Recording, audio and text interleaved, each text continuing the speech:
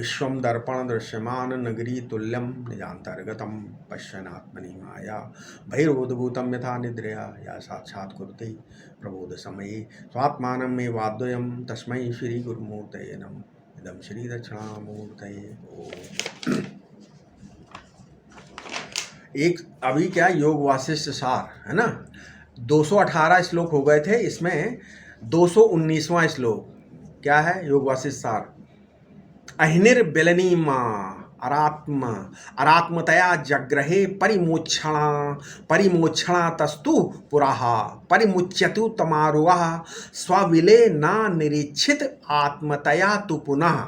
सांप अपनी केचुली माने श्लॉग, केचुली उतारने से पहले अपने शरीर का एक अंग मानता है कि नहीं मानता है?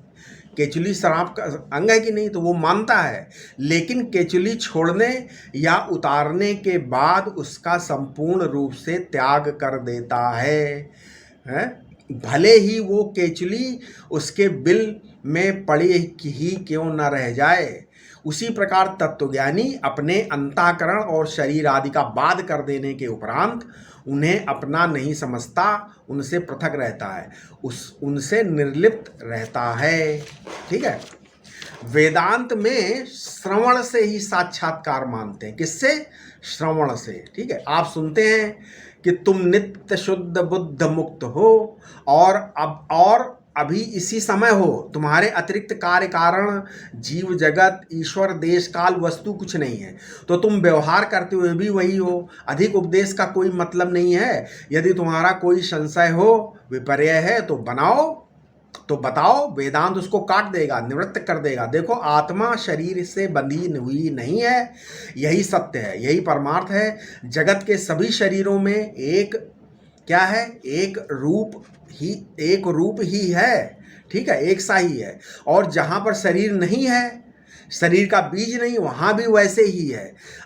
ऐसी आत्मा का साक्षात्कार क्यों नहीं हो रहा है?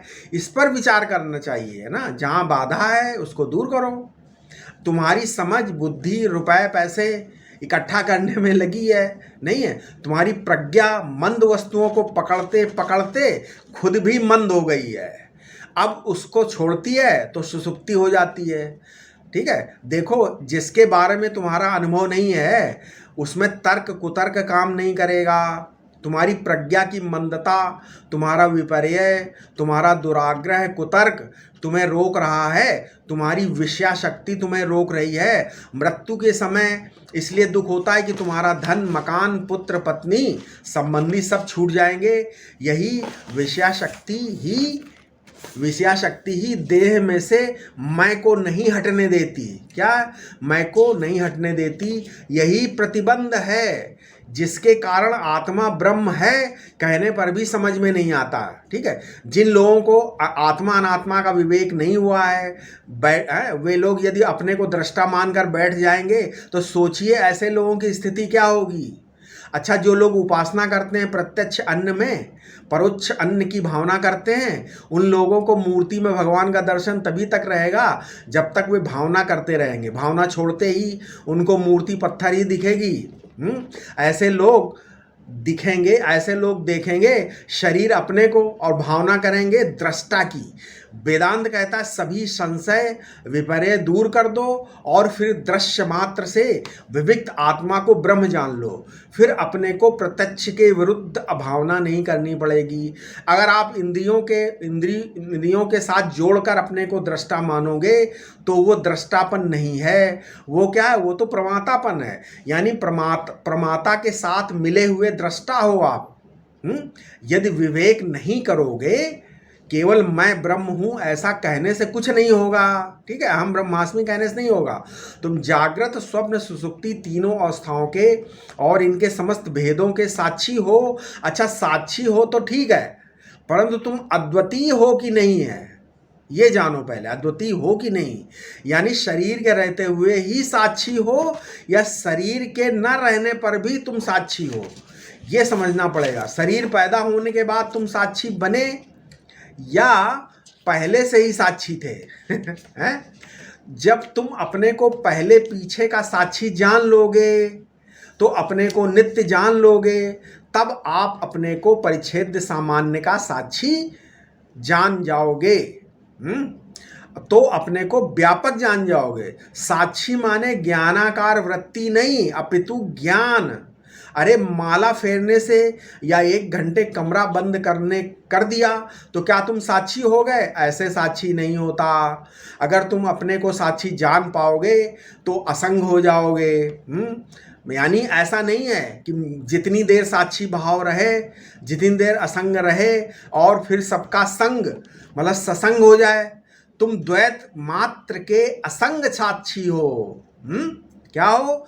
तुम द्वैत मात्र के असंग साक्षी हो। यहाँ एक सूक्ष्म बात, यदि तुम अगर इस शरीर संसार के साक्षी हो तो द्वैत साक्षी ये 2 पदार्थ हो गए कि नहीं हो गए? नहीं हो गए। तो महाराज देखो, साक्षी तो अद्वितीय साक्षी होता है, वो द्वैत से अलग रहकर द्वैत का साक्षी नहीं होता। समझ में है? द्वैत से अलग रहकर द्वैत का साक्षी नहीं होता, बल्कि संपूर्ण द्वैत का उपादान होकर द्वैत का साक्षी है। और वह उपादानता भी साक्षी की विवर्ती उपादानता है, रस्सी सांप की तरह। समझ में आ गया है? परिणाम अब उपादानता क्या है? मान लीजिए परिणामी उपादानता क्या है? दूध से दही। परिणामी उपादानता क्या? दूध से दही बनना। असल में साक्षी ब्रह्म है और परमार्थ में साक्षी साक्ष्य का भेद नहीं है। ठीक है? अपने को अद्वितीय साक्षी जान लेने पर ना तो आपको समाधि लगाने की जरूरत है, ना बैकुंठ आदि जाने की जरूरत है, ध्यान बैकुंठ आदि का ध्यान करने की जरूरत है, ना दृष्टापने के अभ्यास करने की जरूरत है, ना व्यवहार में लगने की और ना व्यवहार से हटने की जरूरत है। व्यवहार करने या न करने में डरने की भी जरूरत नहीं कि व्यवहार करें कि ना करें। सब मैं हूँ। जब सब मैं ही हूँ, सब अपना स्वरूप ही है। रुद्र ब्रह्मा विष्णु आदि सब आपके ही रूप हैं। कोटि कोटि ब्रह्मांड और उनके देवता, है ना, ये सब जिस ईश्वर के संकल्प में हैं और जड़ सृष्टि जिस प्रकृति में है, वे ये दोनों आप साक्षी की दृष्टि में हैं। आप महात्यागी महाभोगी होते हुए भी साक्षी ही हैं। दृष्टा की दृष्टि भी बाधित है। दृष्टा का दृष्टापना केवल दृश्य को मिटाने के लिए आरोपित है। वस्तुतः दृष्टा दृश्य का भेद नहीं है। भगवान शंकराचार्य कहते हैं, तुम ब्रह्म हो तो संशय विपर्य मिटाना हो तो कुछ करो। क्या? मनन निधिध्यासन, वरना तो श्रवण उपासना विधि का अंग नहीं है। अपने को ब्रह्म जानो और स्वच्छंद जीवन व्यतीत करो। ठीक है? इसके बाद 220 श्लोक 220 योग वासिष्ठ सार क्या है? दोष बुद्धयो उभयातीतो निषेधान न निवर्तते, गुण बुद्धया चा विहितम न करोति यथार्भका। तत्वज्ञानी के लिए ये करना धर्म है और ये न करना अधर्म है, ऐसा कोई आग्रह नहीं रहता। ठीक है? हाँ, वो स्वभावतः अच्छे कार्य में ही प्रवृत्त होता है तथा निषिद्ध कार्य नहीं करता। उस ज्ञानी की रहनी छोटे बालक के समान होती है। छोटे बालक पर कोई विधि या निषेध के नियम लागू नहीं होते। अच्छा देखो, गीता के 12वें अध्याय में श्लोक 13 से लेकर श्लोक 19 तक इनका वर्णन है। क्या? जैसे बोला उन्होंने, अद्वेष्टा सर्वभूतानां मैत्रः करुण एवचा, 12वें अध्याय का 13वां श्लोक। उसके बाद निर्ममो निरहंकारः सम दुख सुखः क्षमी। ठीक है? यो न हर्ष्यति न द्वेष्टि न सोचति न कांक्षति। ये 12वें अध्याय का 17वां श्लोक। अब 12वें अध्याय के 19वें श्लोक में ही बोला, अनिकेता स्थिर मतिर भक्ति मान में प्रियो नरा। ये गीता के 3 श्लोक बताया आपको। ये जो आप में बंधन की कल्पना है कि मैं बंधा हुआ हूँ, इसका आत्मा के साथ कोई संबंध नहीं है। केवल अज्ञानकृत आवरण से ही मनुष्य ये मानता है कि मैं बंधा हुआ हूँ। ये अज्ञान आत्मा को नहीं है, यह जो बुद्धिमान मनुष्य है उसको ही अज्ञान है। ठीक है? इसमें 2 पक्ष हो गए। पहला, अध्यास मात्र को जगत का कारण मानने वाले, और दूसरे वे जो अविद्या को जगत का कारण मानते हैं। अध्यास तो अंतःकरण की एक वृत्ति है, भूल है, और अविद्या उसको कहते हैं जो वृत्ति नहीं अंतःकरण का भी कारण है। उसके अविद्या, मूला विद्या, तूला विद्या, कार्या विद्या, कारणा विद्या, ऐसे कई भेद कर देते हैं। ठीक है, तो मुख्य बात इसमें यह है कि अज्ञानांधकार ज्ञान प्रकाश से, स्वरूप ज्ञान के प्रकाश से ही मिटेगा, और किसी तरह नहीं मिटेगा। ठीक है, क्यों? कौन सा काम करूं कि मुक्त हो जाऊं? यदि पाप से मुक्त होना है तो प्रायश्चित्त का विधान है, यदि विक्षेप से मुक्त होना है तो समाधि का विधान है, यदि वासनाओं से मुक्त होना है तो इस प्रकार से ईश्वर के ध्यान का विधान है। लेकिन यदि अविद्या से मुक्त होना हो तो क्या करना? तो अंधकार को ही मिटाना हो तो किसी कर्ता के, किसी भी प्रयत्न के द्वारा निवृत्त होने वाला नहीं है। जिन लोगों ने सत संप्रदाय से वेदांत का श्रवण नहीं किया, विचार नहीं किया है, उनके अनुसार दूसरे जो वेदांती लोग हैं वो इस बात को नहीं समझते हैं। विचार से उस अंतःकरण की, जिसमें उसे विचार होता है, उसकी निवृत्ति नहीं हो सकती।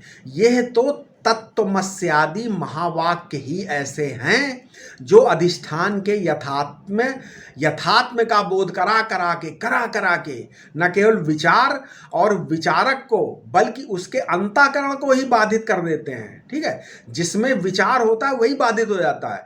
तो आवरण भंग करने के लिए तत्वज्ञान की आवश्यकता है। मांडूक्य कारिका के वैतथ्य प्रकरण की अंतिम कारिका में कहा गया है क्या? तत्वात् अप्रच्युतो भवेत, मतलब तत्वेता कभी भी तत्व से च्युत ना हो। जब तत्व का ज्ञान हो जाता है तो जिसको ज्ञान हुआ है और जिसका ज्ञान हुआ, ये दोनों अलग अलग नहीं रहते। माने जो तत्व जानने वाला है, तत्वेता है, वही स्वयं तत्व है। समझ में आया? तो वह अपने तत्वपने से च्युत कैसे होगा? जब वही स्वयं है तो च्युत गिरने का कोई कारण ही नहीं अपने स्वरूप से, है ना? तो जब वो स्वयं तत्व है नहीं, तब उसमें लोकांतर का न गमन है, न पुनर्जन्म है, न सुखीपना है, न दुखीपना है, न पापीपना है, न पुण्यात्मापना है। देखो, ऐसा ज्ञान प्राप्त हुआ कि जागृत, स्वप्न, सुषुप्ति, समाधि, मूर्छा सब बदलती रहे, भासती रहे, लेकिन वह ज्यों का त्यों हो। ठीक है, देखो तत्वज्ञानी के मन में क्या आया क्या गया उसकी चिंता उसको नहीं होती। मन में विक्षेप है कि समाधि है, उसकी भी चिंता नहीं होती। स्मृति है कि विस्मृति है, उसका भी उसे ख्याल नहीं होता। बहुत अद्भुत है ये तत्व ज्ञान। ये पढ़ने से नहीं आएगा, है ना, कि बहुत सी किताबें पढ़ ली अपने आप तो ज्ञान हो जाएगा। आपको मतलब पता चल जाएंगी चीज़ें, थ्योरेटिकल ज्ञान नहीं होगा। ठीक है, ये तो सत संप्रदाय से गुरु द्वारा श्रवण करके ही आपको असली अनुभव होगा। तो स्मृति और अनुभव कभी एक साथ एक अंतःकरण में नहीं रह सकते। बड़ी सूक्ष्म बात बताने जा रहा हूँ क्या, कि स्मृति और अनुभव दोनों कभी एक अंतःकरण में एक साथ नहीं रहते। ये तो साक्षात अप्रोच है, अपनी आत्मा में परोक्ष अप्रोच का भेद नहीं है, वो यह तो स्वयं साक्षात है। इसलिए अनुभव स्वरूप आत्मा के साथ स्मृति का संबंध नहीं है। अपनी आत्मा याद रखने के लिए नहीं है। याद तो उसकी आती है जिससे राग होता है, जिसमें हमें कभी सुख पहुंचाना है, और उस द्वेष उससे होता है जिसने कभी दुख दिया है। ये अपना आपा न राग का विषय है न द्वेष का विषय है, ये तो साक्षात अनुभव स्वरूप आत्मा है। ठीक है, इनका स्मरण आए तभी समझना कि ये परोक्ष है, पर स्मरण ना आए तो क्या है, स्वयं ही स्वयं है। ठीक है, इसके आगे हम अपने अगले वीडियो में बताएंगे। ठीक है, ओम शांति शांति शांति।